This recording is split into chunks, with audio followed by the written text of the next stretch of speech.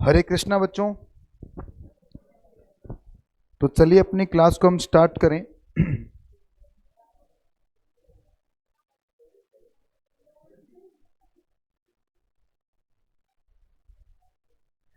Print out निकाल ली क्या आप लोगों ने? अरे वो उसको मर्ज कर रहा था मैं, तो उसमें टाइम मिला नहीं मुझे, तो इसलिए थोड़ा लेट हो गया। चलिए कोई बात नहीं।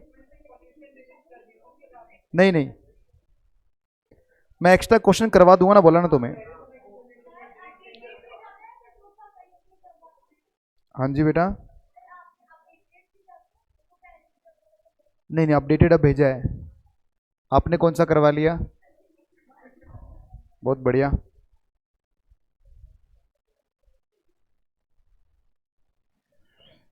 तो चलिए अपनी क्लास को हम आगे बढ़ाएं बच्चों। और लास्ट क्लास तक मैंने आपको ये बताया था कि कैपिटल गेन कैसे निकलता है।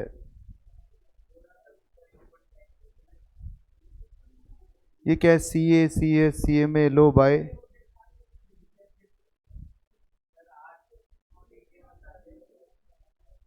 बढ़िया बात है भाई।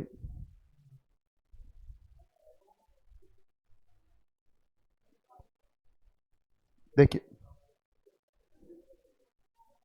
कि सर अंडर सेक्शन 48 जो आपका है,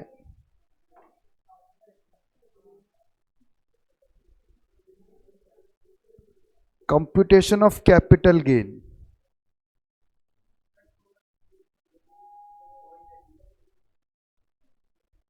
कि कैपिटल गेन कैसे कैलकुलेट किया जाएगा। तो सबसे पहले क्या आता है? Full value of consideration. आप बातें बंद कर दो भाई अब। लेस क्या करेंगे इसमें?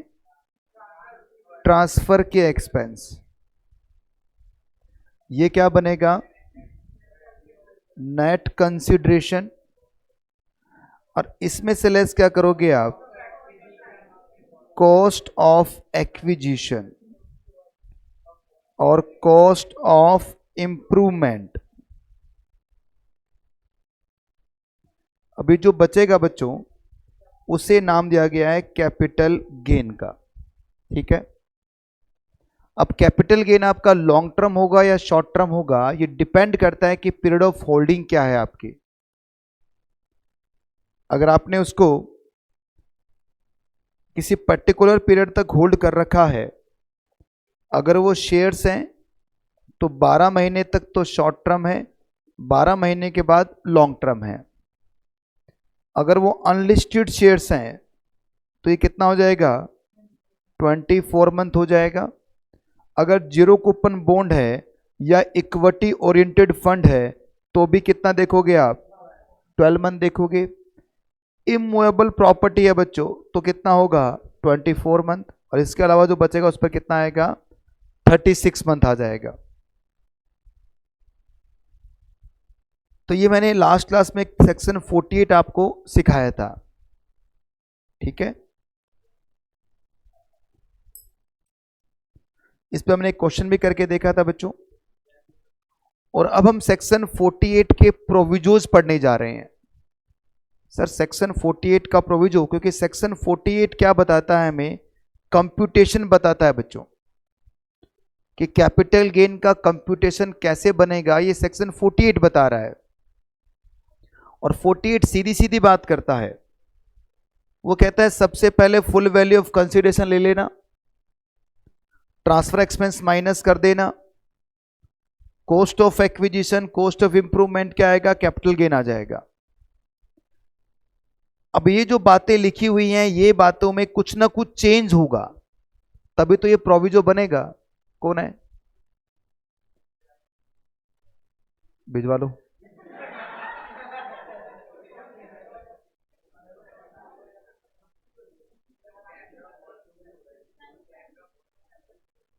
दूर हो रहा है मतलब?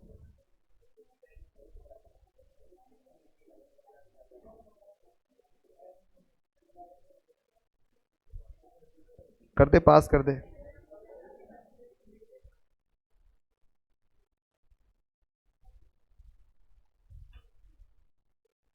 प्लस। Thank you. अरे यार खूब सारी ले आया, बिस्किट नहीं चाहिए।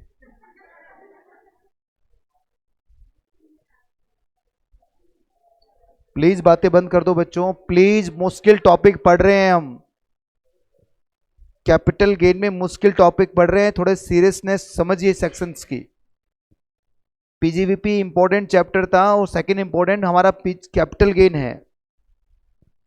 अरे बहुत इंटरेस्टिंग टॉपिक है, अगर आप इसको दिल लगा के पढ़ोगे तो अपनी समझिए चीजों को, मजा आएगा आपको। तो हमने देखा कि सर सेक्शन 48 कुछ इस तरह से बातें कर रहा है, full value of consideration, transfer expense minus कर देना, cost of acquisition, cost of improvement minus कर दोगे तो कैपिटल गेन आएगा। अब हम इसके प्रोविजो पढ़ने जा रहे हैं। प्रोविजो का मतलब क्या हो गया, जैसा इसमें लिखा हुआ है वैसा फॉलो नहीं करेंगे हम, इसमें से कुछ ना कुछ चेंज कर देंगे, तभी तो सेक्शन का प्रोविजो बनेगा। वो प्रोविजो का मतलब क्या, एक्सेप्शन है कि जो लिखा हुआ है उसके अलावा कुछ और हो जाए तो वो क्या बन जाता है, प्रोविजो बन जाता है। तो इसमें सबसे पहला हम प्रोविजो पढ़ने जा रहे हैं, प्रोविजो सेक्शन 48 का प्रोविजो फर्स्ट। हालांकि इतना इंपॉर्टेंट नहीं है हमारे एग्जाम पॉइंट ऑफ व्यू से ये, क्योंकि हमारी बुक में इसको सिर्फ 2 लाइन में लिखा हुआ है। फिर भी क्योंकि बुक अगर लिख देती है तो एग्जाम में क्वेश्चन भी बना सकती है, इसलिए मैंने इसको थोड़ा कवर किया है। ये प्रोविजो क्या बोलता है पहले सुनिए। ये फर्स्ट प्रोविजो क्या बोल रहा है, ये कहता है कि सर अगर आप एक नॉन रेजिडेंट हैं, ठीक है, और आपने इन्वेस्टमेंट किया है किसके अंदर, इंडियन कंपनी के शेयर्स या डिवेंचर्स के अंदर। आप एक नॉन रेजिडेंट है, आपने भारतीय कंपनी के शेयर्स या डिवेंचर्स परचेज किए हैं, और वो भी किस में परचेज किए हैं, फॉरेन करेंसी के अंदर। तो आपका जो कैपिटल गेन होगा वो हम फॉरेन करेंसी में ही निकालेंगे और फिर इसको रिकन्वर्ट किस में करेंगे, इंडियन करेंसी के अंदर। सर क्या बोल दिया, फिर सुनिए कि अगर आप एक नॉन रेजिडेंट है और आपने इंडियन कंपनी के शेयर्स या डिवेंचर में पैसा इन्वेस्ट किया है, और इन्वेस्टमेंट किस में हुआ है, फॉरेन करेंसी में, तो आपका कैपिटल गेन भी फॉरेन करेंसी में ही निकाला जाएगा और फिर इसको हम रिकन्वर्ट किस में करेंगे, इंडियन करेंसी के अंदर। अभी फिलहाल के लिए क्या पता याद हो जाए, पर फ्यूचर के लिए ये क्यों हो रहा है इसका रिप्लाई भी करते हैं अपन कि सर ऐसा क्या हो रहा है, ऐसा क्यों कर रहे हैं। सुनिए बच्चों क्यों कर, देखो जैसे मान लो एक मिस्टर एक्स हैं जो एक नॉन रेजिडेंट है, ये यूएस के सिटीजन हैं। इन्होंने क्या किया, Indian company Reliance industry limited के 1000 शेयर्स परचेज किए। मान लो एक शेयर्स का जो प्राइस चल रहा है रिलायंस का, वो चल रहा है 1600 रुपए का। आज का प्राइस चल रहा है 1600 रुपए, मान लो, मुझे नहीं आज, वैसे तो 2500 से ऊपर चल रहा है, 1600 मान लेते हैं। तो मुझे बताइए बेटा कितने रुपए का परचेज किया इसने, 16 लाख हो गया, और ये परचेज किया है 1/8/2021 को। तो मुझे बताओ मिस्टर एक्स ने कितना फॉरेन करेंसी इन्वेस्ट किया होगा। इस दिन $1 इक्वल टू 80 रुपए चल रहा था, तो इसने 16 लाख डिवाइड बाय 80 तो कितना, $20,000 इन्वेस्ट किया होगा। सुनिए ध्यान से, देखिए बच्चों, जो विदेशी आदमी है वो डॉलर में सोचता है क्योंकि उसकी करेंसी डॉलर है। सुनो, जैसे मान लो आप सीए बन गए हैं, आपकी शादी भी हो गई है, मान लो एक बार, वैसे तो बाद में करना, भी जल्दी मत करना, हो गई शादी, और हनीमून पे आप पेरिस घूमने गए हैं। क्यों नहीं जाओगे, हनीमून पे सभी जाएंगे बेटा। और हनीमून पे आपकी वाइफ को प्यास लगी है पानी की बोतल की, उसने कहा पानी दिलाओ। एफिल टावर के नीचे छोटी दुकान लगी हुई है, आपने कहा भाई पानी दे, तो उसने कहा बाबूजी क्या चलता है यूरोप में, यूरो चलता है ना, उसने कहा 10 यूरो, यूरो का साइन साथ ये होता है, 10 यूरो बोला, ये होता है क्या, ये पौंड का है क्या, अच्छा अच्छा,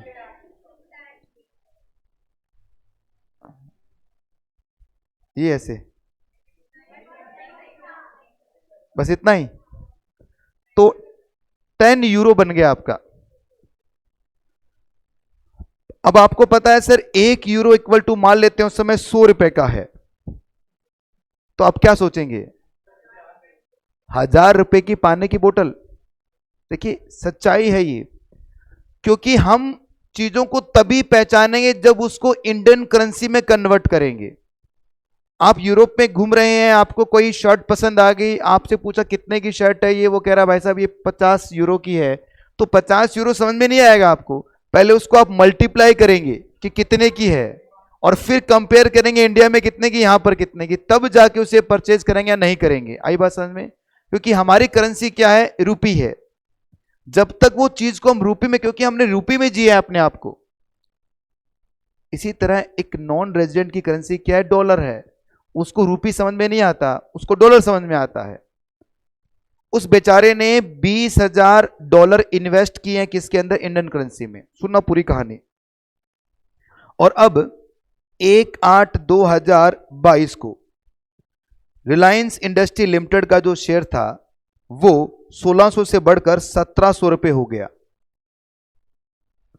पर साथ साथ में जो डॉलर है वो भी 80 से बढ़कर कितना हो गया है?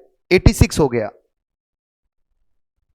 अब गवर्नमेंट क्या बोल रहे? देख भाई नॉन रेजिडेंट, तूने 1600 में खरीदा था, 1700 में बेच रहा है, मतलब तुझे गेन कितना हो गया?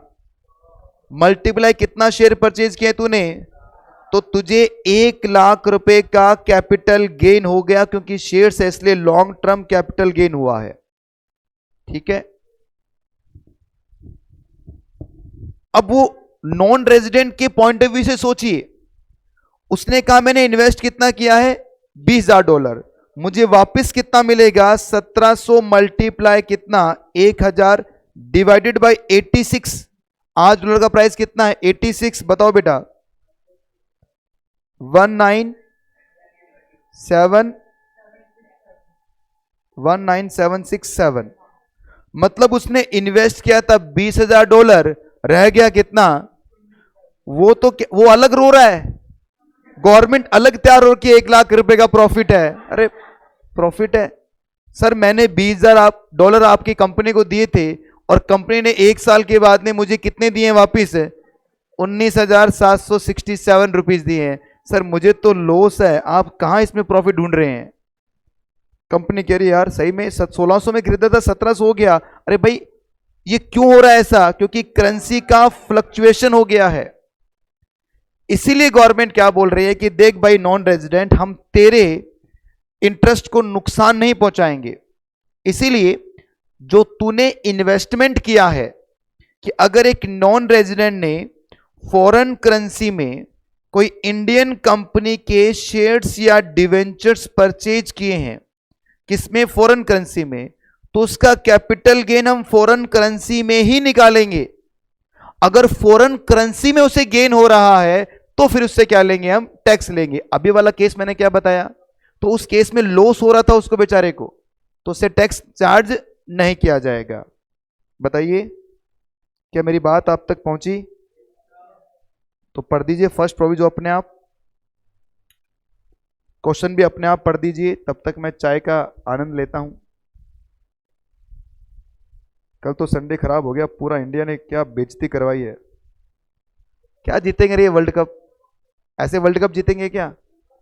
और ये वो इंगीडी, क्या नाम है इंगीडी, क्या आईपीएल में ठोकते हैं इसको, लंबे लंबे छक्के मारते हैं इंगीडी के, और वहां पर आउट हो रहे हैं सारे नालायक।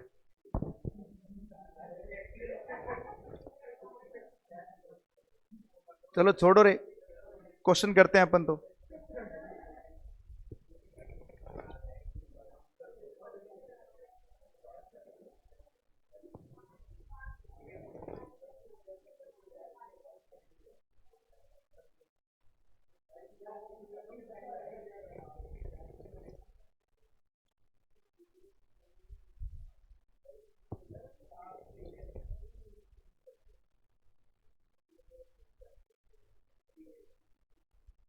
मतलब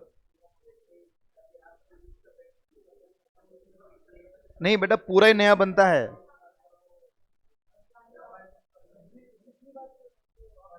जैसे तुम्हारे से पहले जो बैच चला था, इस वाले में दूसरी जगह कहीं पर पढ़ाता हूँ तो वहां पर ही पूरा बना देता हूं मैं। कुछ नोट्स जैसे तुम्हारी क्लास में बनवाऊंगा एक आधा नोट्स, वो नोट्स किसी अगले बैच में चले जाएंगे। ये थोड़ी है कि मैं कोई क्लास में पढ़ाते समय लिखवाता हूँ मैं ये, और थोड़ा सा साफ लिखता हूँ मैं, वो तो आपको पता ही है बच्चों, इसलिए नोट्स में कन्वर्ट हो जाता अपने आप। ये कोई इंटेंशनली नोट्स नहीं बनाए हुए मैंने, ये मत सोचना सर ने बैठ के इंटेंशनली नोट्स बनाए, नहीं नहीं, ये क्लास पढ़ा रहा हूँ मैं, और क्लास पढ़ाते पढ़ाते लिखवा रहा हूँ, और लिखवाते लिखवाते नोट्स बन गया। और जो लास्ट पेज होते हैं उनको ये फायदा होता है कि उसको लिखना कम पड़ता है, उनको नोट जल्दी मिल जाता है। और बाकी बच्चों को क्या है, जैसे इस बैच में मैंने सैलरी पूरा लिखवाया आज से, और जो आपको मिला है वो सैलरी इसी बैच का है, इसका या फिर GI 5 का, इसमें जो भी होगा उनके बैच में लिखवाया पूरा सैलरी। पर यहाँ प्रॉब्लम ये है कि यहाँ पर और भी बहुत सारे टीचर बैठते हैं सीट के ऊपर, तो मेरे साथ बहुत बार ऐसा हुआ है कि मैं कुछ लिखवाता हूँ, दूसरा टीचर आता है उसको खराब कर देता है, अपनी वो बीच में रामायण लिख देता है या डिलीट कर देता है, तो वो सारा कुछ गड़बड़ हो जाता है। इसलिए फिर जो लैपटॉप या कंप्यूटर जो सेफ है, जिसपे रिस्ट्रिक्टेड लोग यूज कर रहे हैं उसको, या जो लोग यूज कर रहे हैं वो समझते हैं कि सामने वाले के नोट्स है उसको खराब नहीं करना चाहिए, मैं उस पर लिखना ज़्यादा प्रेफर करता हूँ। तब तक पढ़ लीजिए बच्चों, समझ में आ गया आपको ये पूरी कहानी। एग्जाम्पल भी कर दीजिए जल्दी से।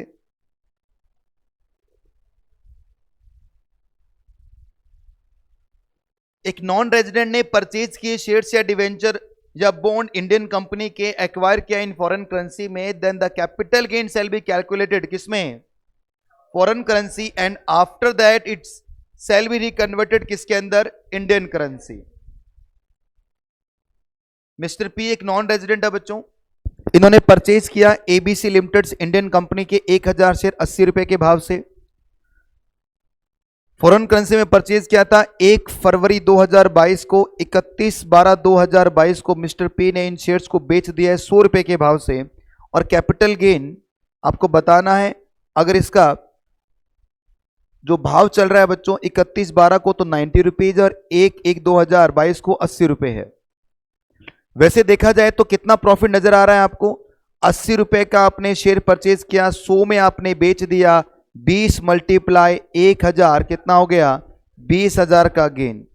पर ये 20 का गेन नहीं है, मुझे बताओ लॉस भी तो हो गया ना आपको, कितने का, 10 रुपए का, $1 का, मल्टीप्लाई कितना करोगे 1000 शेयर, तो 10,000 का लॉस कम कर दो तो कितना आएगा बच्चों, 10,000 का गेन आएगा। आंसर देखो 10,000 का गेन है। तो आपको ये एडवांस दिमाग नहीं लगाना, आपको तो जो बोला वो करना है। पहले बताओ क्या करोगे आप, आज कितने बेचा आपने इन शेयर्स को, 100 रुपए में बेचा है, शेयर्स कितने थे आपके, तो अब मुझे बताओ बेटा 1000 शेयर बेचे हैं आपने 100 के भाव से, तो बताओ कितने डॉलर मिले होंगे आपको। आज का भाव क्या डॉलर का, 90, तो ये आ गया डॉलर आपका। इसमें से क्या ट्रांसफर एक्सपेंस मैंने दे नहीं रखे, तो ये बन गया नेट कंसिडरेशन। अब कॉस्ट ऑफ एक्विजिशन कितनी है आपकी, सर 1000 मैंने परचेज किया 80 के भाव से, पर उस समय मेरा वैल्यू क्या चल रहा था, 80 रुपए चला डॉलर का, तो इसका मतलब मैंने 1000 पे इन्वेस्ट किया, तो गेन कितना हो मुझे 111.11, मल्टीप्लाई किससे करेंगे, आज के भाव से, आज का भाव क्या है 90, तो मुझे गेन कितना हुआ है 10,000 का। बोलिए,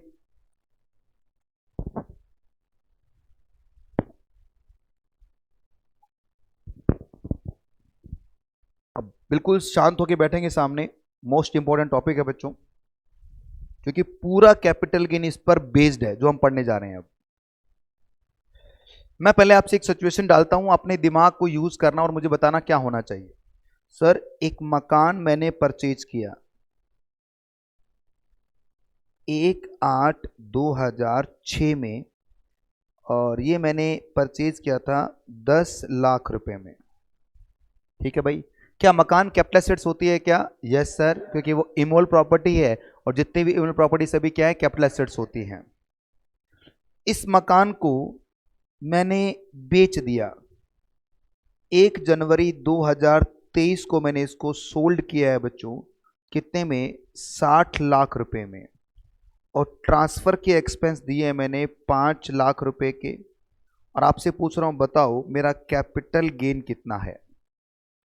सबसे पहले बताओ ये लॉन्ग टर्म है क्या, 2006 में परचेज किया, 2023 में बेचा है, तो इसका मतलब 24 महीने से तो ज्यादा हो गया, क्योंकि ये बिल्डिंग है, लैंड एंड बिल्डिंग के लिए कितना देखते हैं हम, 24 मंथ देखते हैं। लो भाई बताइए बच्चों, full value of consideration 60 lakh में मैंने इसको बेचा है, लेस करेंगे ट्रांसफर एक्सपेंस 5 लाख, कितना आ गया, इसे बोलेंगे हम नेट कंसिडरेशन। लेस क्या करेंगे इसमें, बताओ मैंने कितने में खरीदा, 10 लाख, इसमें से माइनस करेंगे तो ये लॉन्ग टर्म कैपिटल गेन बन जाएगा। सही है, सोचिए मेरे साथ। अब इसी बात को मैं दूसरे एंगल से आपको दिखाता हूं। 2006 में चलते हैं बच्चों। 2006 में प्रॉपर्टी कितने में खरीदी है, क्योंकि प्रॉपर्टी 10 लाख की थी तभी तो 10 में खरीदी ना। आज ये पानी की बोतल 100 रुपए की है तो मैंने 100 में खरीदी। आज से 20 साल बाद ये पानी की बोतल 200 की हो जाएगी तो 200 में खरीदेंगे। मतलब सर चीजें महंगी नहीं होती, इकोनॉमिक्स आपने अच्छी तरह पढ़ी है सर। रुपये की परचेजिंग पावर घट जाती है, इसे ही महंगाई बोलते हैं अपन। ये थोड़ी महंगी है, ये थोड़ी बोलती है मैं 100 रुपए की हूं, 100 रुपए की हूं, इसे क्या पता, इसको तो ये नहीं पता ये क्या है, पता है क्या, नहीं पता। इसीलिए 2006 में ये प्रॉपर्टी 10 लाख की ही थी तो मैंने 10 लाख में खरीद ली। आज ये 2023 में प्रॉपर्टी 60 लाख की हो गई है तो मैंने 60 लाख में बेच दी है। सर ये 60 लाख की क्यों हो गई? एक प्लॉट जो आपने 2006 में परचेज किया था 10 लाख में, क्या उसका भाव 10 लाख ही रहेगा? 2023 में भाव बढ़ेगा ना। क्यों बढ़ेगा? इन्फ्लेशन की वजह से। मतलब इसमें इन्फ्लेशन का इंपैक्ट आया तभी तो ये महंगा हो गया। चलो दूसरी बात करते हैं, ये 10 लाख में अगर प्रॉपर्टी में इन्वेस्ट न करके कहीं और जगह इन्वेस्ट करता तो भी तो मुझे इनकम आता। अरे बैंक में डाल देता तो भी पैसा दुगना तिगना हो जाता। अरे ये बात समझ में आपको?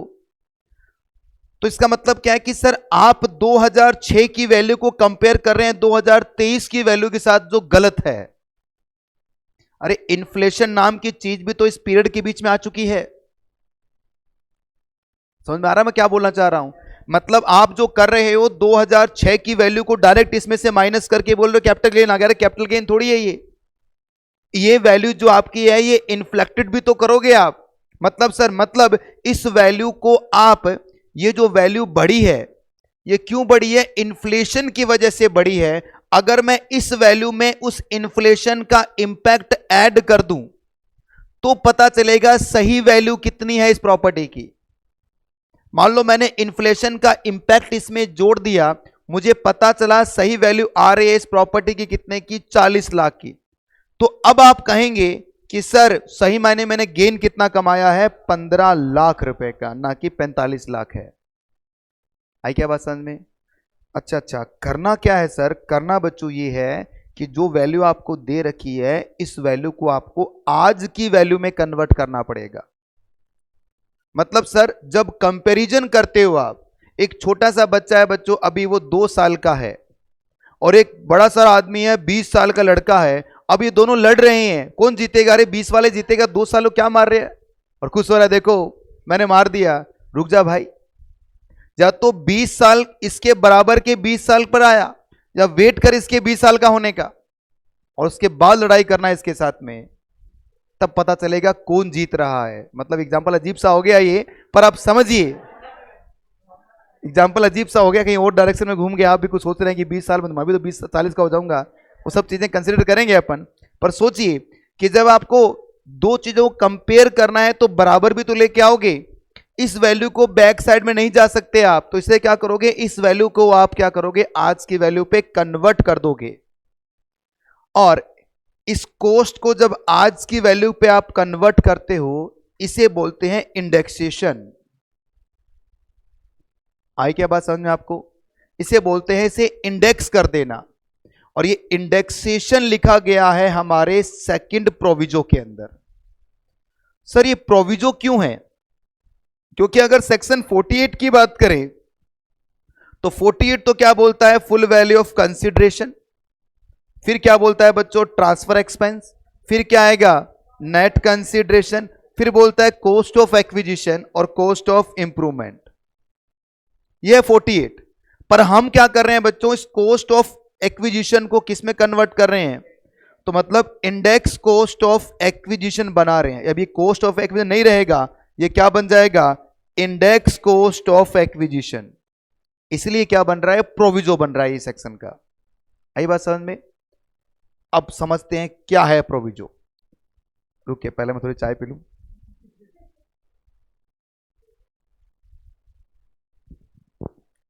देखिए मैं दिन में ना 3 चाय पीता हूं, ज्यादा नहीं पीता मैं। पहली चाय जो बैड टी होती है, बैड टी का मतलब ऐसे भी नहीं है कि बिल्कुल बैड पर सुबह सुबह गुदरों में चाहिए, वो ऐसा भी नहीं। सुबह उठता हूँ, मॉर्निंग वॉक करके आता हूँ, दौड़ वोड़ लगाता हूँ, एक्सरसाइज करता हूँ अपने, उसके बाद में नहा धो के पूजा करके उसके बाद पहली चाय पीता हूँ, उसके बाद क्लासेस वगैरह में निकल जाता हूँ। तो पहली चाय वो चाहिए। फिर दूसरी चाय मुझे अब चाहिए 3 बजे, आदत बनी हुई है बॉडी में। तो कई बार नहीं मिलती तो मैं उसको अभी डांट के आया था, भी आया बेचारा देने के लिए। और मैंने सोचा भी यार क्यों डांटा उसको, क्यों डांटा। मैं उसको रोज बोलता हूँ उसको मैं एक बात, अरे भाई मुझे 3:30 बजे चाय चाहिए यार, तू पैसे ले ले मुझसे। मेरी क्लास खत्म होती है 3 बजे, कितने हैं, 3:30 बजे क्लास खत्म होती है, और मुझे फिर दूसरी क्लास में जाना होता है। मैं वेट नहीं कर सकता 10 मिनट का, क्योंकि बच्चे वेट कर रहे हैं भाई। अब जो भी मैं लेट आता हूँ ना, आप देखते हो रोज बोलते हो आपके साथ 10 मिनट लेट हो जाते हैं, क्यों? वो चाय के चक्कर में लेट होता हूँ रोज मैं, वो देता ही नहीं। अदरवाइज मुझे क्या करना है, सामने वाले क्लासरूम से निकल के इसमें तो घुसना है, इसमें क्या लेट हो रहे हो भाई? देखा जाए तो वहां से निकल के बस यहीं तो आना है मेरे को, बस मुझे बीच में चाय पीनी होती है, चाय तैयार हुई मैंने पी और निकल के आ गया, बस इतना ही तो काम करना है, 5 मिनट मैक्सिमम लगेगा, बस उसी चक्कर में लेट होते हैं। इसलिए जरा डांट भी खा ली उसने। चलो अब देखते हैं क्या है।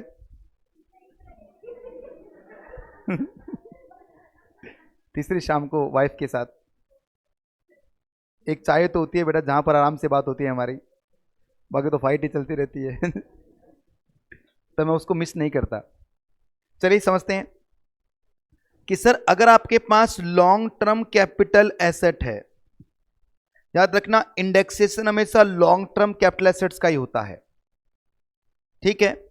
तो उस लॉन्ग टर्म कैपिटल एसेट्स को आप क्या करोगे बच्चों, उसका जो कॉस्ट ऑफ एक्विजिशन है उसे किस में कन्वर्ट करोगे, इंडेक्स कॉस्ट ऑफ एक्विजिशन में, और इसका नाम क्या बन जाएगा, ICOA बन जाएगा, ठीक है?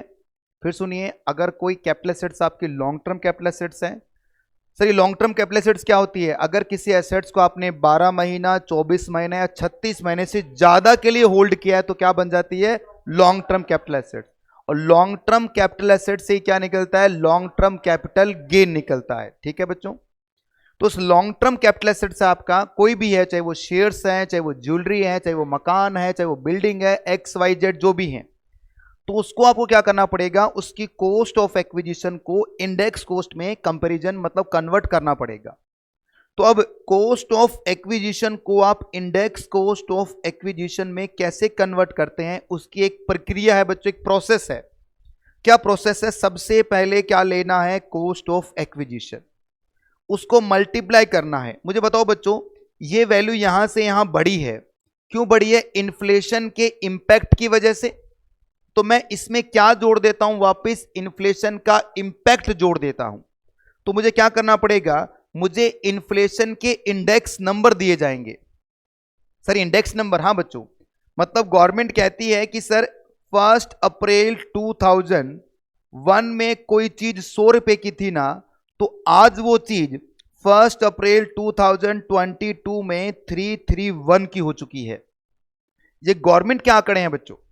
गवर्नमेंट के हिसाब से 1 अप्रैल 2001 में जो 100 रुपए का आइटम था वो आज कितने का हो चुका है, मतलब लगभग 3.5 गुना महंगाई बढ़ चुकी है।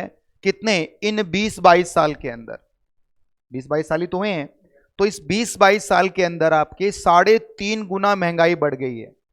और आपकी इनकम कितना गुना बढ़ी नहीं बढ़ी वो अलग चीज है बच्चों, ठीक है ना?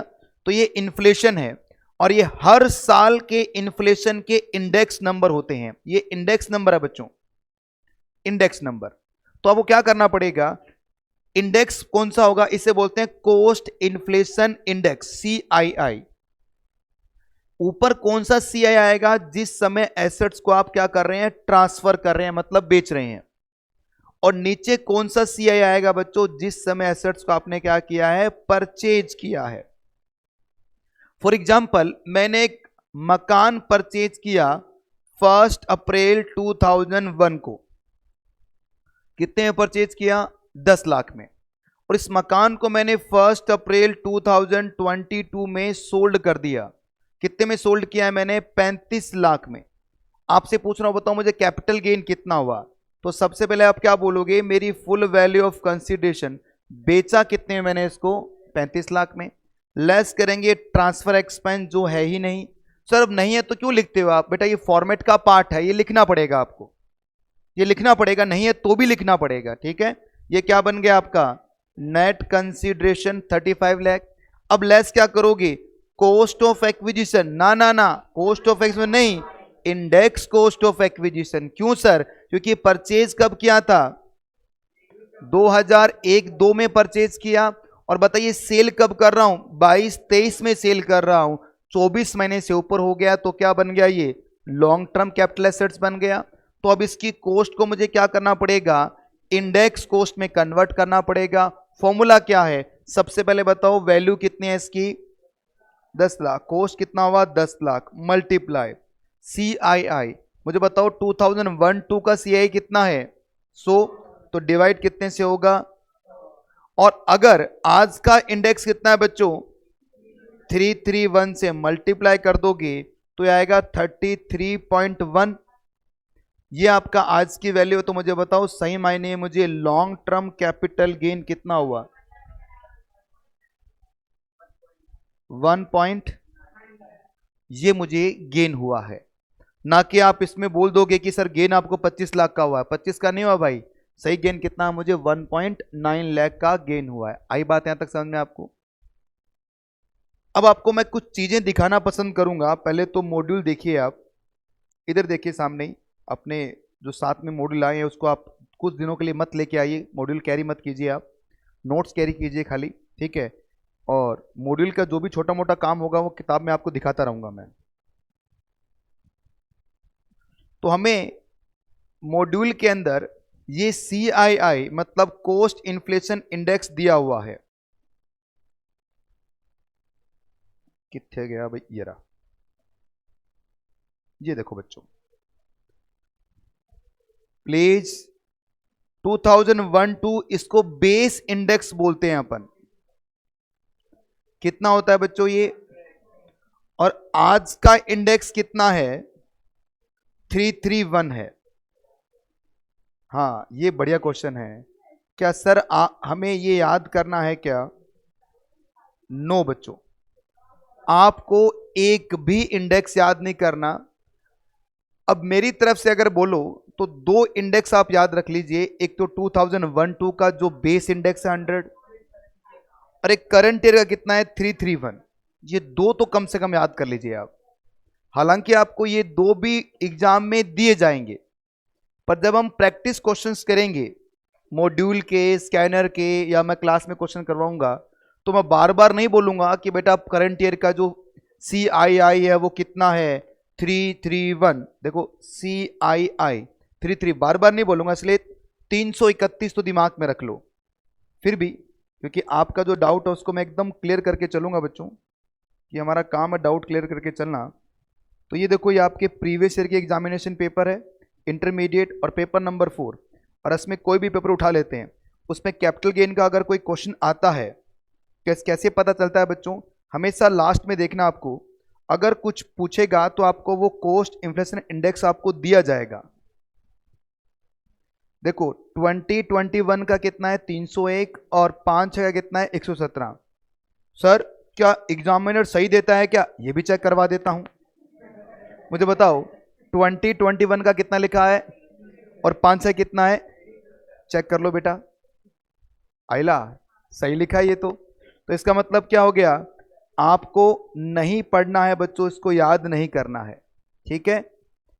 ये डाउट है बच्चे, इसको लिख के भेज पूछते हैं मुझसे, सर वो याद करना है क्या? फिर मैं लिखता हूं कर ले, तू तो याद कर ले, तो और कुछ तुझसे वो नहीं हो, ये तो तुझसे याद हो ही जाएंगे। तो इसलिए बच्चों बिल्कुल भी ध्यान नहीं देना इस पे इंडेक्स के ऊपर। बस मेरी तरफ से आपको बोल रहा हूं कि आपको सिर्फ दो याद रख लेना, 100 और 331 वाले, ठीक है। चलिए अब मैं आपसे एक और क्वेश्चन पूछता हूं। प्रॉब्लम क्या हो रही है कि अगर कोई प्रॉपर्टी आपने, मान लीजिए एक मकान है बच्चों जो मैंने 1/8/2005 में परचेज किया है, और मेरी कॉस्ट ऑफ एक्विजिशन है 15 लाख की। इस मकान को मैंने सोल्ड कर दिया 15 जनवरी 2023 को, और मेरा जो सेल प्राइस है बच्चों वो मैंने रखा हुआ है कितने का, 38 लाख रुपीज का। मैं आपसे 38 नहीं 48 करो, 48 लाख रुपीज का। बताओ बच्चों कैपिटल गेन मुझे कितना हुआ। अगर मैं CII बताऊं प्रीवियस ईयर 22-23 का वो है 331, और 56 का अभी देखा था हमने कौन सा 117, यही था ना। 56 का कितना है बच्चों 117।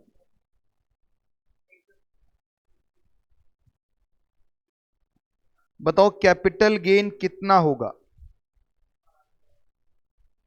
5 लाख रुपए का कैपिटल गेन बता रहे हैं भाई।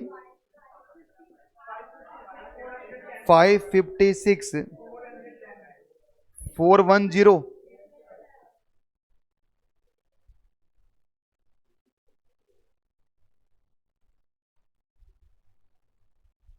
बिल्कुल भाई धीरज, हमेशा लॉन्ग टर्म कैपिटल गेन को ही, लॉन्ग टर्म कैपिटल एसेट्स को ही क्या करते हो आप, इंडेक्स करते हो, कभी भी शॉर्ट टर्म इंडेक्स नहीं होती। ठीक है, तो आप लोगों ने इसका आंसर मुझे बताया, और ये बताया 556410। क्या सबका ये आंसर है? चलिए मैं चेक कर लेता हूं कि सब सच बोल रहे हैं या सब झूठ बोल रहे हैं। फुल वैल्यू ऑफ कंसीडरेशन कितना होगा, लेस क्या करोगे इसमें, ट्रांसफर एक्सपेंस, तो ये 48 लाख क्या बन गया, लेस क्या करोगे, index cost of acquisition. Index cost, बिल्कुल बेटा इंडेक्स कॉस्ट परचेज कब किया है, 2005 में, बेचा कब है 2023 में, मतलब 24 महीने से ज्यादा हो गया। तो जब 24 महीने से ज्यादा है तो ये लॉन्ग टर्म कैपिटल एसेट्स हो गया, और लॉन्ग टर्म कैपिटल एसेट को क्या करोगे आप, इंडेक्स करोगे। तो आइए इंडेक्स करते हैं बच्चों, 15 लाख मल्टीप्लाई, ऊपर इंडेक्स 331, नीचे इंडेक्स 117, तो जो भी अमाउंट आएगा यह आएगा 556410, यह आएगा आपका लॉन्ग टर्म कैपिटल गेन। आई क्या बात समझ में? चलिए भाई, सर अगर मान लीजिए प्रॉपर्टी मैंने 1/4/2001 से लेकर 31 मार्च 2023 के बीच में खरीदी या बेची है, तो इन सब के CII अवेलेबल है। सर क्या बोला आपने? देखो ना बेटा, अगर आप इसको देखोगे तो फर्स्ट स्टार्ट कहां से हो रहा है ये। सर अगर मान लो एक प्रॉपर्टी जो मैंने इस डेट से पहले खरीद रखी हो, एक मकान था जो मेरे दादाजी ने परचेज किया था 1980 के अंदर, फिर उसमें पिताजी रहने लग गए, फिर मैं रहने लग गया, और मेरा कोई काम धंधा चला नहीं, मैंने मकान बेच दिया। तो उस केस में क्या होगा, क्योंकि इससे पहले मेरे पास क्या नहीं है, हमने परचेज किया है 1 अप्रैल 1980 को परचेज किया बच्चों, या 90 को परचेज किया मकान, तो इसके बीच के इंडेक्सेशन तो नहीं है मेरे पास, पर इंडेक्सेशन स्टार्ट कब हो रहे हैं। तो याद रखना, बहुत सिंपल सी लैंग्वेज बोल रहा हूं सर, 1 अप्रैल 2001 से पहले अगर कोई प्रॉपर्टी आपने खरीदी हो तो उसका बेस इंडेक्स हमेशा क्या होगा, 100 होगा।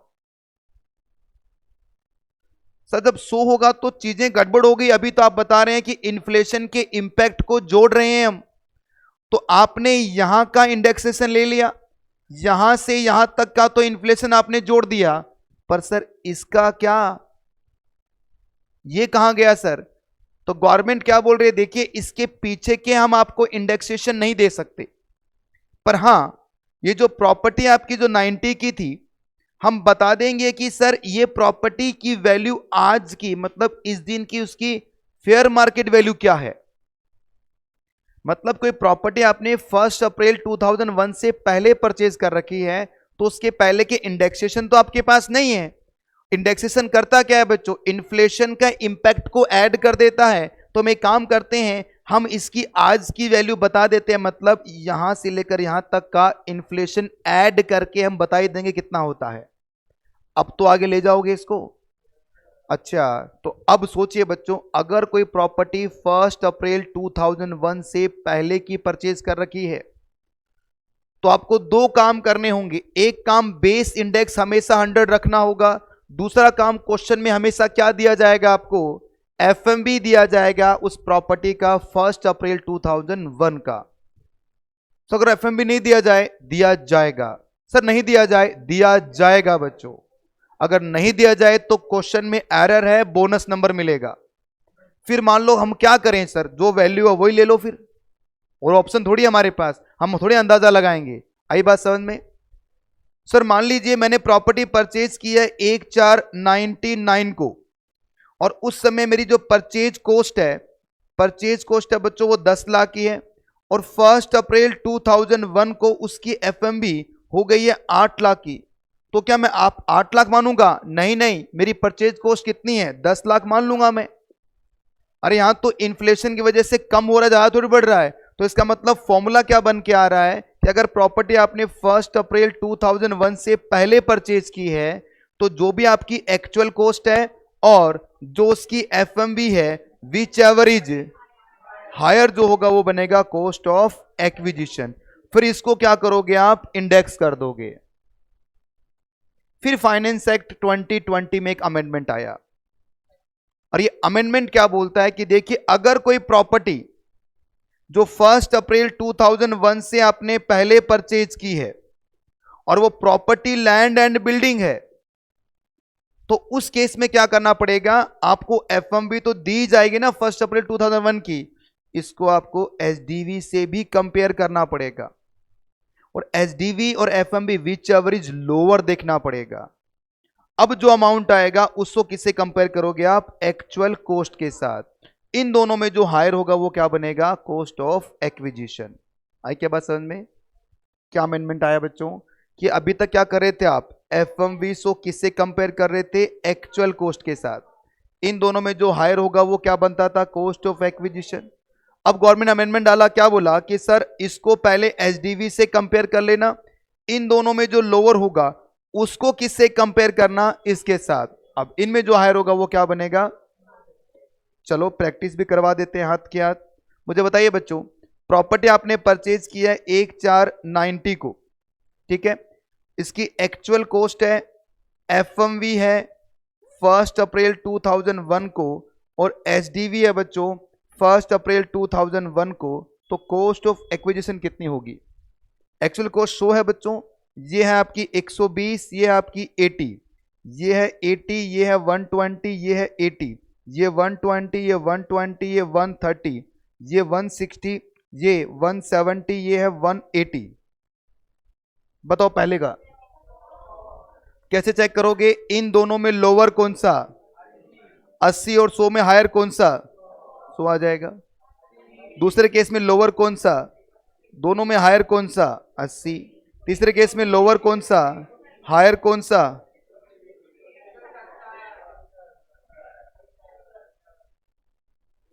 ये जो एसडीवी का जो कंसेप्ट आप देख रहे हैं बच्चों, और मैंने आपको कैपिटल गेन के अंदर सेक्शन 43 सीए पढ़ाया था, वहां भी बताया था एसडीवी सिर्फ लैंड एंड बिल्डिंग पर ही देखा जाता है।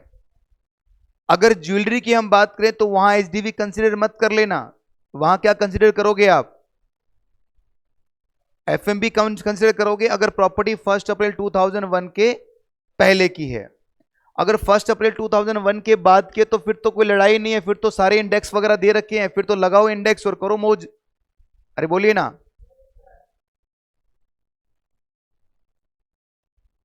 चलो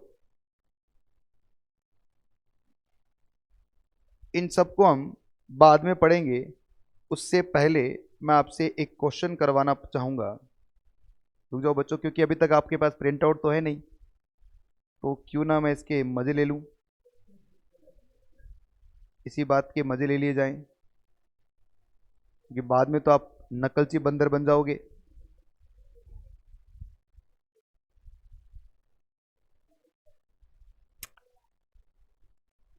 सेल डेट आपको दे रखी है बच्चों इसकी 1 जनवरी 2023 की, डेट ऑफ परचेज बता रखा है, कॉस्ट ऑफ एक्विजिशन बता रखा है, एफएमबी दिया हुआ है, एसडीवी दिया हुआ है, सेल प्राइस गया खड्डे में।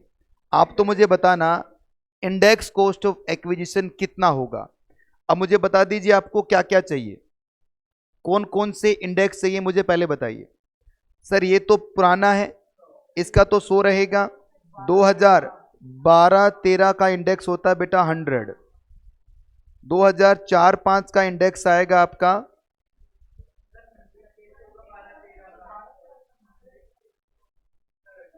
200।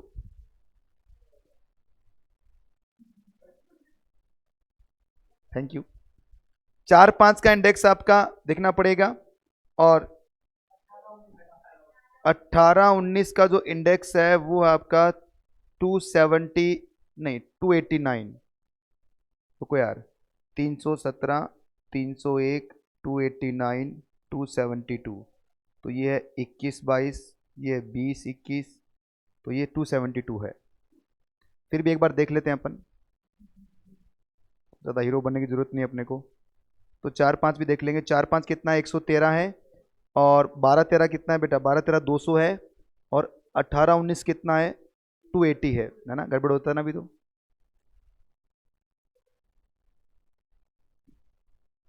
ये कर लो 113 और ये 280 है।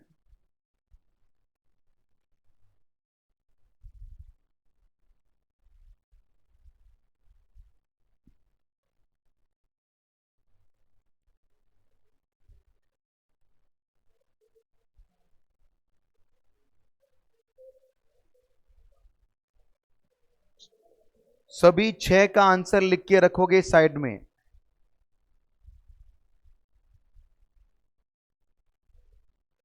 क्यों ना मैं कॉपी में चेक कर लूं आपकी। ठीक है, मैं अभी आ रहा हूं बेटा नीचे। पूरे 6 पॉइंट के आंसर होने चाहिए मुझे, और कुछ नहीं चाहिए। आपको कैसे आंसर लिखना है रफ में लिखो, चाहे पॉइंट नंबर 1 2 3 4 5 6 लिखो, और इसके सामने आपको लिख देना है बस इंडेक्स कॉस्ट ऑफ एक्विजिशन कितना होगा। बस मल्टीप्लाई, चाहे कैलकुलेटर में डायरेक्ट करो आप, चाहे आप मन ही मन में कर लो कैलकुलेटर, कैसे भी करो, बस उसका पूरे 6 पॉइंट का आंसर होना चाहिए।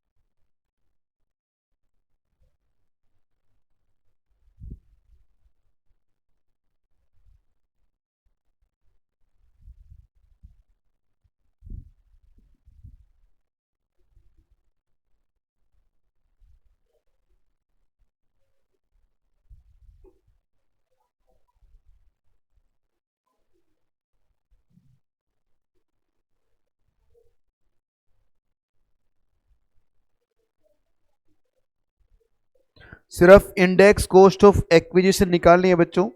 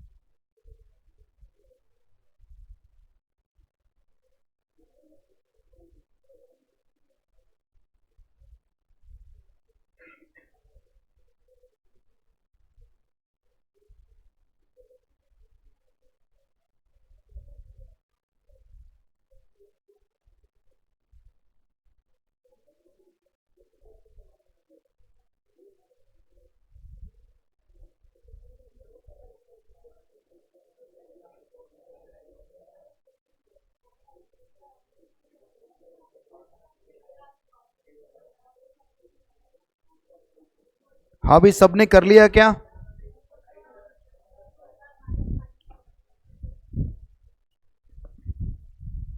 सबसे पहले तो तू ही दिखा। एक ही किया है अभी तक।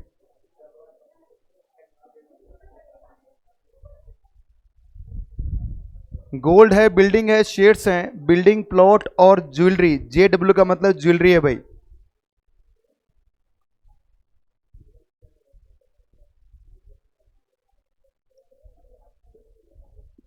कुछ बच्चे तो अब करना स्टार्ट कर रहे हैं कि ये तो सही में आ गया। हमने सोचा खाली बोल ही रहा है, ये तो सीट से उतर के भी आ गया।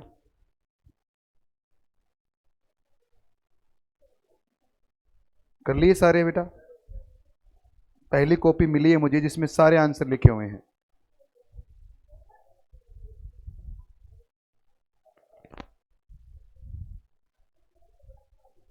एक भी नहीं किया? एक भी नहीं किया? तीन कर लिए? पहला कर रहा है अभी। तो करना क्या है, मल्टीप्लाई तो करना है यार। आप ऐसे मतलब ऐसे मत सोचिए कि नहीं करेंगे तो क्या, बेटा एग्जाम में भी तो करोगे या नहीं करोगे वहां भी? कि वहां भी एटीट्यूड दिखाओगे क्या? हम क्यों लिखें? हमने तो एडमिशन ले लिया था, MCC में फीस दे दी। अब हमें थोड़ी लिखना है कुछ, ऑटोमेटिकली डिग्री दे दो। पहले केस में क्या हो रहा है मुझे बताओ। प्रॉपर्टी आपने कब परचेज की है? 1/4/2001 से पहले परचेज की है। इसका मतलब क्या होगा, बेस इंडेक्स तो सो ही आ जाएगा। और आपने सेल डेट क्या दे रखी है, 1 अप्रैल 20, तो ऊपर हमेशा 331 से मल्टीप्लाई करोगे, ठीक है ना? तो मुझे बताइए, इसमें एचडीवी तो आएगा नहीं। क्यों नहीं आएगा एचडीवी? क्योंकि प्रॉपर्टी क्या है, ना लैंड है ना बिल्डिंग है। तो सिर्फ किससे कंपेयर करोगे आप? एफएमबी से कंपेयर करोगे। इन दोनों में हायर कौन सा हुआ? तो 8 लाख मल्टीप्लाई कितना, 331 डिवाइड बाय 100। दूसरा केस, बिल्डिंग है आपकी और ये आपने कब परचेज की, 1/12/2012। तो इसका मतलब ये जो लिखा है ये कंसिडर नहीं करोगे अब आप। अब वो क्या मतलब है, अब आप इसको ही देखोगे डायरेक्ट। 10 लाख हुआ, 10 लाख को मल्टीप्लाई किससे करोगे, 331 से, डिवाइड क्या करोगे, 200 से। ये आ गया। तीसरा है शेयर्स हैं, इसका मतलब एफएमबी नहीं दिया जाएगा। परचेज कब किया आपने, 2004 में, तो इसको नहीं देखना क्योंकि ये कब परचेज कर रखी आपने, 1/4/2004 के बाद। क्योंकि 1/4/2004 के बाद तो कोई तकलीफ ही नहीं है ना। प्रॉब्लम कब आती है, जब 1/4/2001 से पहले अगर हो जाए। तो ये तो 2004 में बेटा कोई दिक्कत नहीं इसके अंदर। तो क्या करोगे, 1 लाख को मल्टीप्लाई करोगे 331 डिवाइडेड बाय 4 5 का इंडेक्स कितना है, 113। अगली प्रॉपर्टी कौन सी है बेटा, प्लॉट है 2000 का। तो इसका मतलब क्या हो गया, अब कंपैरिजन करोगे आप इन दोनों के अंदर, लोअर, इन दोनों में हायर, 8 लाख। तो इस 8 लाख को मल्टीप्लाई करोगे 331 डिवाइड बाय 100। और लास्ट में ज्वेलरी की बात करें अपन, तो 2018 की है, ठीक है? अब चेक करो, 2018 की है और बेच कब रहे हो आप, 1/1/2023 को। क्या 36 महीने पूरे हो गए क्या?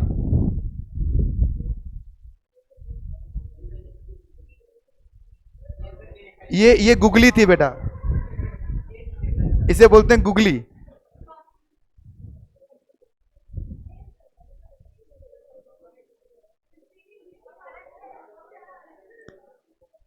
अरे फिर भी देखिए आप, 1/12/2018।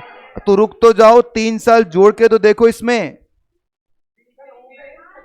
1/12/2021 ही तो आ रहा है। और बेच कब रहे हो, 23 में बेच रहे हो। तो क्यों घबरा क्यों रहे हो? तो गूगली यही तो होती है। ऐसे लगता है कि ये सीधी सीधी आएगी, पर ये सीधी नहीं आती, डिप कर जाती है बोल। नोट करो बेटा, यही आंसर है क्या आपके? लैंड एंड बिल्डिंग होती है फर्स्ट।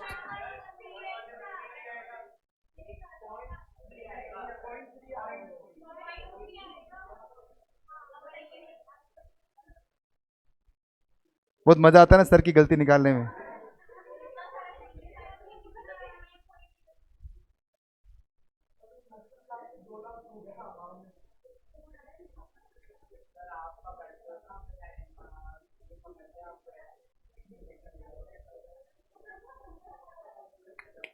सामने देखिए प्लीज।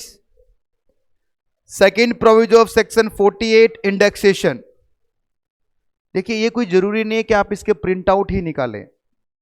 अगर आप चाहो खुद नोट्स बनाना है इसके तो खुद जितना मैंने आज पढ़ा दिया उतना लिख लीजिए रोज जाके।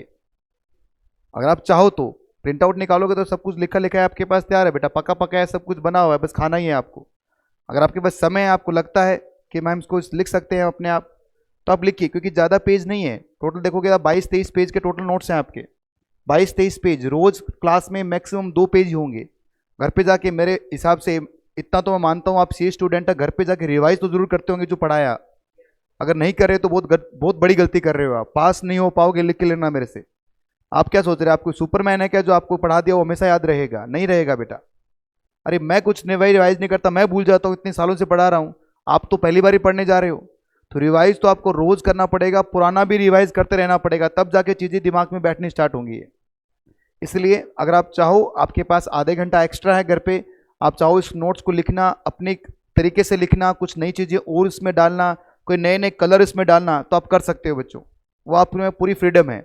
बाकी प्रिंट आउट लोगे तो बहुत बढ़िया है, क्योंकि इसमें क्या है कि सारे नोट्स साथ में क्या है मैंने आंसर दे दिए हैं इस बार। सेकंड प्रोविजन सेक्शन 48 क्या है आपका? इंडेक्सेशन का है बच्चों। इन case of long term capital assets, cost of acquisition या कॉस्ट ऑफ इंप्रूवमेंट दोनों को क्या करोगे आप? इंडेक्स करोगे। कॉस्ट ऑफ एक्विजिशन को जब आप इंडेक्स कर दोगे तो उसका नाम क्या हो जाएगा? Index cost of acquisition. कैसे होगा बेटा index? Cost of acquisition multiply CII cost inflation index for the year of transfer. नीचे किससे डिवाइड करोगे? CII year of purchase. But if the assets purchase before 1 April 2001 तो CII हमेशा क्या होगा? 100 हो जाएगा। अब सब याद समझ में आ रहा है ना क्या हो लिखा हुआ है? ये फायदा होता है पहले क्वेश्चन करवाने का। आगे बढ़ते हैं। Index cost of improvement. बताओ कॉस्ट ऑफ इंप्रूवमेंट तो सेम टू सेम है बच्चों। क्या करना है आपको? जैसे CII किया आपने वैसे का वैसा करोगे, पर याद रखना 1 अप्रैल 2001 से पहले का इंप्रूवमेंट है तो उसे इग्नोर करना होता है। क्यों इग्नोर करना है उसकी बात अभी 2 मिनट बात करेंगे, पर फिलहाल प्रोसेस सेम ही रहेगा। CII लोगे आप, कौन से वाला? ट्रांसफर वाला। नीचे CII कौन सा आएगा? जिस साल आपने इंप्रूवमेंट करवाया। इंप्रूवमेंट का मतलब जो एसेट्स को इंप्रूवमेंट करवाने के लिए जो आपने खर्च किया है, जैसे मैंने एक प्लॉट परचेज किया उस पर बिल्डिंग बना दी, या एक बिल्डिंग पर मैंने एक फ्लोर और बना दिया, तो इसे बोलते हैं इंप्रूवमेंट। तो वो इंप्रूवमेंट है, उसको भी क्या करते हो आप? इंडेक्स करते हो। इंडेक्स कितना करोगे आप? सेम प्रोसेस रहेगा, जैसे परचेज वाला प्रोसेस था वैसे ही इंप्रूवमेंट वाला प्रोसेस भी रहेगा। बट अब आपको ये पता होना चाहिए कॉस्ट ऑफ एक्विजिशन कैसे निकलती है। देखिए बच्चों कुछ एसेट्स हैं, कौन कौन से एसेट्स हैं? इन केस ऑफ इंटेंजिबल एसेट्स, जैसे गुडविल होगी, चाहे बिजनेस की हो चाहे प्रोफेशन की हो, दोनों इसमें आएगी। क्योंकि गुडविल पे डेप्रिसिएशन आपको नहीं मिलता, पर गुडविल आपकी कैपिटल एसेट जरूर होती है। Trademark, brand name, copyright, patent, right to manufacturing, product process, right to carry in business and profession, tenancy right, loo marks और रूट परमिट, ये सभी क्या आपके इंटेंजिबल एसेट्स हैं। अगर इन इंटेंजिबल एसेट्स को आपने परचेज किया है तो परचेज कॉस्ट क्या बनेगी आपकी? Cost of acquisition. और यदि इन इंटेंजिबल एसेट्स को आपने क्या किया है? सेल्फ जनरेट किया है, तो इसकी कॉस्ट ऑफ एक्विजिशन क्या होगी? नील होगी। सर कुछ पल्ले नहीं पड़ रहा, बोलना क्या चाह रहे हो? देखो बच्चों, जैसे मान लो मैंने एक नया ब्रांड बनाया, मेरा ब्रांड का नाम था PCC, ये मैंने खुद ने जनरेट किया है, और अब मैं इस ब्रांड को बेच रहा हूं। मैंने बेचा इसको 2 करोड़ के अंदर, और इस 2 करोड़ के अंदर 50 लाख तो एसेट्स के थे और 1.5 करोड़ किसका है? गुडविल का है। अब सोचिए बच्चों, ये जो गुडविल का पैसा मुझे मिल रहा है इस पर कैपिटल गेन लगेगा, और ये ब्रांड मैंने खुद ने जनरेट किया है, इसका मतलब क्या हो गया? मेरा फुल वैल्यू ऑफ कंसिडरेशन तो 1.5 करोड़ हो जाएगा, क्योंकि मेरी खुद की जनरेट की हुई गुडविल है, तो इसकी कॉस्ट क्या मानोगे आप? 0। तो 1.5 करोड़ क्या बन जाएगा? मेरा लॉन्ग टर्म कैपिटल गेन बन जाएगा, अगर ये 36 महीने से ऊपर है, नहीं तो शॉर्ट टर्म बन जाएगा। अब जिस व्यक्ति ने इसे 2 करोड़ में परचेज किया था वो व्यक्ति था MCC, और MCC ने इस गुडविल को बेचा, इसको काम किया, बढ़ाया आगे, और इस गुडविल को आगे कितने में बेच दिया? 8 करोड़ में बेच दिया। तो अब मुझे बताइए बच्चों, MCC ने गुडविल परचेज कितने में किया था? तो अब MCC क्या करेगी बच्चों? 1.5 करोड़ को इंडेक्स भी करेगी, गुडविल अगर आपकी सेल्फ जनरेटेड है या इंटेंजिबल एसेट्स आपके सेल्फ जनरेटेड है तो उसकी कॉस्ट हमेशा क्या होती है। पर यदि आपने उसे परचेज किया है तो परचेज कॉस्ट क्या बन जाएगी, आपकी कॉस्ट ऑफ एक्विजिशन बन जाएगी। और सबसे इंपॉर्टेंट बात जो हम कंपैरिजन करते हैं ना 1 अप्रैल 2001 वाला, वो इंटेंजिबल एसेट्स में नहीं किया जा सकता। क्यों सर? क्योंकि गवर्नमेंट एफएमबी निकालती है। जो चीजें फिक्स हैं, जो चीजें सर्टेनेबल है, उसका एफएमबी निकल सकता है। गुडविल का कैसे एफएमबी निकालोगे आप? अरे एक बात बताइए, किसी के लिए कोई ज्यादा चीज इंपॉर्टेंट है, किसी के लिए नहीं है। उसका जो चीज गुडविल है उसका आप कैसे एफएमबी निकाल सकते हो? भाई एक पर्सन फेमस है, एक को लगता है बहुत फेमस है, को लगता है ऐसे ही है नकली। अब मुझे बताओ कैसे पता चलेगा कौन कितना है? भाई मैं एक व्यक्ति से प्यार करता हूं, दूसरा आदमी उससे प्यार नहीं करता, मेरे लिए बहुत इंपॉर्टेंट है वो, उसके लिए कोई काम का नहीं है वो, तो उस व्यक्ति गुडविल कैसे निकालोगे आप? इसीलिए गवर्नमेंट क्या बोल रही है कि हम गुडविल या इंटेंजिबल एसेट्स को कंपेयर नहीं कर सकते भाई। हम नहीं बता सकते इसकी एफएमबी कितनी है। अब किसी व्यक्ति का गुडविल है या फिर कोई जो प्रोफेशन का गुडविल है या बिजनेस का गुडविल है, उसकी वैल्यू आप नहीं निकाल सकते क्योंकि वो सिचुएशन पे डिपेंड करता है। इसीलिए सीधी बात क्या है, 1/4/2001 से पहले अगर आपने कोई एसेट्स परचेज की है जिसका नाम गुडविल है, उसको आप कंपैरिजन में नहीं डालोगे। किसके कंपैरिजन में? 1 अप्रैल 2001 के कंपैरिजन में नहीं डालोगे। आई बात समझ में? जितने भी इंटेंजिबल एसेट्स हैं अगर आपने सेल्फ जनरेट किए तो उसकी कॉस्ट क्या मानोगे आप? नील मानोगे। अगर वो आपकी कौन से जनरेटेड है, परचेज कर रखी है, तो उस केस में क्या होगा, जो परचेज कॉस्ट होगा वो क्या बनेगा, आपकी कॉस्ट ऑफ एक्विजिशन। इसे इंडेक्स किया जाता है। फिर यदि आपने 1 अप्रैल 2001 से पहले से ले रखा है तो इसका कंपैरिजन नहीं होगा किसके साथ में? 1 अप्रैल 2001 की एफएमबी के साथ में। मतलब जो कॉस्ट है वही रहेगी हमेशा, हाँ इंडेक्सेशन इसका हो जाएगा। बोलो। बहुत बढ़िया भाई। कौन है? मोहित, मोहित अग्रवाल। बहुत अच्छा बेटा मोहित। बाकी तो सो रहे हैं सब क्या? चलो अच्छा वो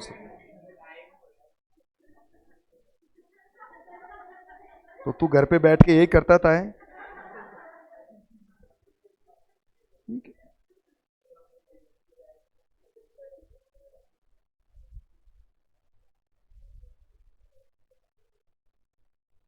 तो आप जब दीपावली की छुट्टियों पे घर पे थे तो आपने घर से क्लासें ली थी हैं? नहीं नहीं, अभी ये 2 दिन तो आते कहाँ थे, मुट्ठी भर बच्चे तो क्लास में थे, 4-5 ही तो बैठते थे, बाकी तो सब घर पे बैठ के आराम से पढ़ते थे। पढ़ते थे बेटा, क्लास में आते थे लाइव। बढ़िया, समझ में आता घर पे भी, तो फिर यहाँ पे क्यों आते हो?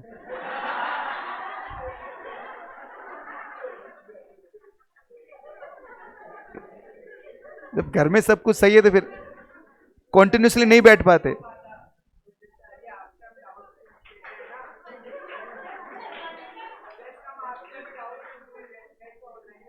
क्यों? लिख दो।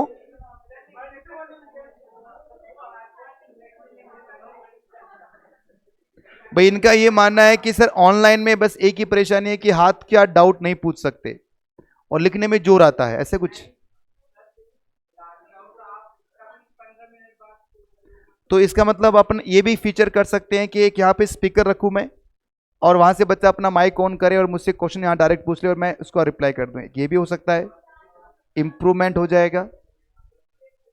करते हैं, इसको भी कंसिडर करेंगे क्योंकि वो बच्चा जब तक बोल के नहीं बताएगा ना तब तो उसकी भावनाओं को समझ में नहीं आएगा।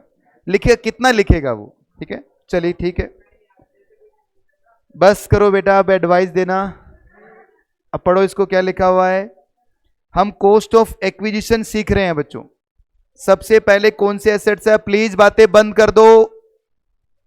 इन case of intangible assets, goodwill, trademark, brand name, copyright, patent, right to manufacturing product process, right to carry any business and profession, tenancy rights, loom arts और रूट परमिट्स, ये सब जो आपके हैं बच्चों, अगर ये सेल्फ जनरेटेड है तो कॉस्ट क्या होगी इनकी, और यदि परचेज किए हैं तो परचेज कॉस्ट क्या बनेगी इसकी, कॉस्ट ऑफ एक्विजिशन।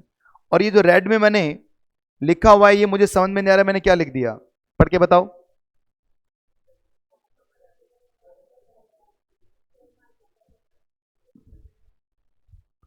मतलब सर बेनिफिट ऑफ एफएमबी का जो कंपैरिजन कर रहे थे ना आप 1 अप्रैल 2001 का, ये देखो बड़ा बड़ा लिखा है साफ साफ, not available in such intangible assets. इसको समझाने के लिए मैंने क्वेश्चन भी बना रखा है। एक एबीसी लिमिटेड है बच्चों, जिसके पास सेल्फ जनरेटेड क्या है, गुडविल है। इस गुडविल को ये सोल्ड कर रहे हैं 1/8/2018 को मिस्टर पी को कितने में, 40 लाख में। और मिस्टर पी ने इसको 1/1/2023 को मिस्टर एक्स को 75 लाख में बेच दिया। डिस्कस करना है टैक्स इंप्लीकेशन। पहले बात करते हैं एबीसी लिमिटेड का। सब बच्चे ध्यान से देखिए सामने। एक काम करता हूं ताकि आप आंसर देखें, ये सब नहीं देखें, अदरवाइज आपका ध्यान इसी पे रहेगा। ठीक है, अब मुझे बताइए बच्चों, सबसे पहले मिस्टर एबीसी लिमिटेड की, मिस्टर क्या एबीसी लिमिटेड की बात करें तो इन्होंने क्या बेचा है, प्रीवियस ईयर 18-19, तो ये कितना, ये कौन सा ईयर आ गया आपका, 18-19 के अंदर value, full value of consideration कितना, कितने बेचा है, 40 लाख, तो ये 40 लाख हो जाएगा। ट्रांसफर एक्सपेंस है नहीं, तो नेट कंसिडरेशन कितना आ गया, 40 लाख। कॉस्ट ऑफ एक्विजिशन, क्योंकि सेल्फ जनरेटेड है तो क्या होगा, ये 0 हो जाएगा। तो पूरा 40 लाख क्या बन गया इसका, लॉन्ग टर्म कैपिटल गेन। आई बात समझ में? तो लो भाई, इसका तो हो गया काम। अब मिस्टर पी ने क्या किया है, इसको आगे बेचा है बच्चों। कब बेचा है, तो 22-23 में क्या आएगा आपका, गुडविल आएगा, सॉरी कैपिटल गेन आएगा। कितने बेच दिया उसको, 75 लाख में। तो फुल वैल्यू कितना आएगा, 75 लाख। ये क्या है, 0, तो कितना हो गया, 75 लाख। मुझे बताओ index cost of acquisition, index करेंगे क्या, सभी लॉन्ग टर्म कैपिटल एसेट्स को आप इंडेक्स करते हो, सबको ही करते हो, तो गुडविल भी उसी में आता है। तो इसका मतलब बताओ मुझे, परचेज कितने में किया इसको, 40 लाख में, मल्टीप्लाई, ऊपर इंडेक्स कौन सा होगा आपका 331, नीचे इंडेक्स कौन सा आपका 280 है क्या, तो उसको मल्टीप्लाई कीजिए, कितना आ रहा है 47.28। बताओ कितना आएगा कैपिटल गेन,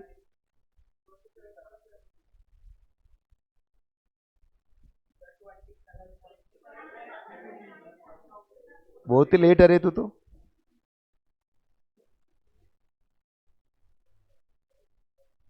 पहला केस कौन सा था आपका, इंटेंजिबल एसेट्स का था। अब दूसरे केस की बात कर रहे हैं हम, कौन सी, टेंजिबल एसेट्स की। और टेंजिबल एसेट्स के अंदर हम सिर्फ 4 पार्ट पढ़ने वाले हैं। पहला कौन सा है, हम क्या पढ़ रहे हैं, सेक्शन 55 पढ़ रहे हैं बच्चों, कॉस्ट ऑफ एक्विजिशन कैसे निकलेगा वो सीख रहे हैं हम। कॉस्ट ऑफ एक्विजिशन कैसे निकलता है, नॉर्मली बताया कि सर अगर आपके पास कोई एसेट्स है जो इंटेंजिबल है और वो सेल्फ जनरेटेड है तो कॉस्ट 0 होगी, और अगर आपने परचेज किया तो परचेज कॉस्ट हो जाएगी, चाहे परचेज आप पहले करो 1 अप्रैल 2001 से पहले या बाद में, हमेशा वही रहेगी परचेज कॉस्ट उसकी। हाँ, उसको इंडेक्सेशन आप कर सकते हो, ये हमने सीखा किसके अंदर, पहले पार्ट के अंदर। अब हम कॉस्ट ऑफ एक्विजिशन निकालना सीख रहे हैं किसके, टेंजिबल एसेट्स की, जिसके 3 पार्ट बने हुए हैं। पहला कौन सा है, दूसरा क्या है, फिर इमूवेबल प्रॉपर्टी, और लास्ट में क्या है, अदर प्रॉपर्टी। इसके अलावा जो बच गया सब इसमें आएगा। तो देखते हैं इमूवेबल प्रॉपर्टी, पहले मैं किसको ले आया, इसको पकड़ के ले आया। अभी मैं आपको रूल पढ़ा के आया हूं, अगर इमूवेबल प्रॉपर्टी आपने 1 अप्रैल 2001 के बाद परचेज किए तो बाद में तो कोई दिक्कत है ही नहीं, जो आपकी परचेज कॉस्ट है वही कॉस्ट बन जाएगी, इन्फ्लेशन आपको मिलेगा, मल्टीप्लाई कर देना, अमाउंट आ जाएगा। पर प्रॉब्लम कब आती है, जब 1 अप्रैल 2001 से पहले परचेज कर रखी है, तो उस केस में क्या करोगे बच्चों आप, सबसे पहले एसडीवी और एफएमबी 1 अप्रैल 2001 का विच एवर इज लोअर और actual cost whichever is higher, जो अमाउंट ज्यादा होगी वो क्या बनेगी, cost of acquisition.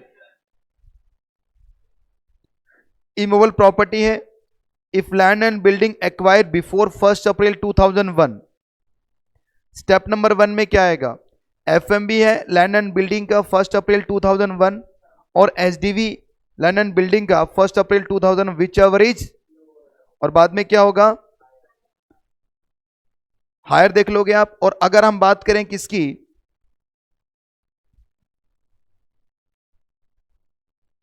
Property purchase कब किया आपने? 1 अप्रैल 2001 के बाद में परचेज किए, तो परचेज कॉस्ट होगी वही क्या बन जाएगी आपकी? Cost of acquisition. लो करके दिखाओ क्वेश्चन मुझे ये वाला।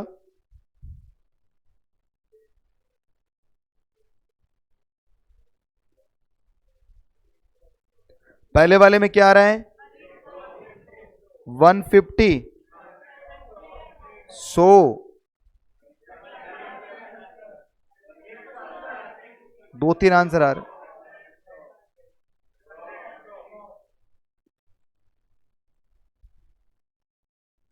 रुको रुको बेटा, वो सही किया है आपने।